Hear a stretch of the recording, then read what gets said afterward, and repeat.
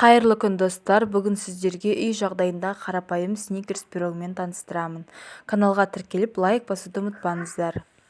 Алдымен ерітілген сары майымызды ыдысқа құямыз, оның үстіне қантты салып, барлығын біркелкі араластырамыз. Венчиктің көмегімен барлығын қантымыз ерігенше араластырып, үстіне бір жұмыртқамыз саламыз. Бір жұмыртқаны жарып, салып, венчикпен жақсылап тұрып араластырыңыздар.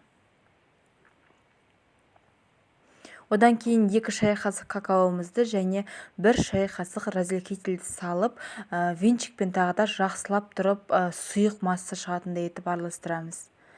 Какаоның барлығы үйіп қалмау керек. Бір жерде кішкене ұн қосамыз, осылай етіп барлығын біркелкі араластырамыз.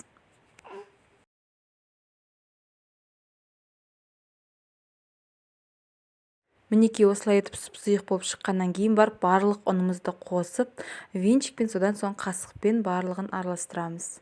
Енді мінекей қасықпен қоюланғаннан кейін қолымызбен жинап, барлық қамырымызды жинап, оны кішкене холодильникке салып қоямыз 15 минутқа.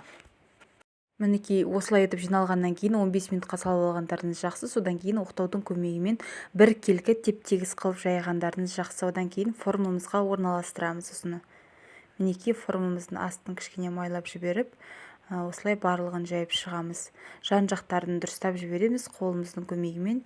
Мінекей тегістеп, оқтаумен жайған жақсы, өйткені барлығы біркелкі тегіс болып шығады.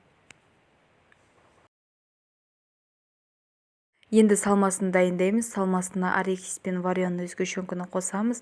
Арахисті кішкене уатып жіберсеңіздер, оқтаудың көмегімен күшті болып шығады. Уақ арахистер болып шығады. Сондықтан барлығын кішкене уатып, сосын вареный сгущенкамен біркелкі араластырып, содан кейін салмасын саламыз. Мінекей біздің салмамыз дайын болды. Енді осыны жаңағы қамырымыздың үстіне саламыз. Және 180 градуста қызып тұрған пеште жан-жағын дұрыстап жіберіп пісіріп аламыз. Мінекей бізде уже дайын. Жарты сағат пісті менде. Енді үстіне шоколадты ганажын дайындаймыз. Шоколадты ганажға сары майымызды ертіп алып, шоколадымызды ертіп, ерігеннен кейін оны біраз суытамыз. Кішкене 5 минуттай, 3 минуттай суытып, сосын барып пирогтың үстіне құямыз.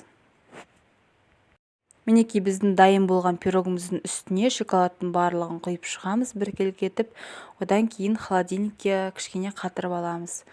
Мінекей біздің пирогымыз дайын. Ас болсын. Каналға тіркелуді, лайк басуды ұмытпаңыздар.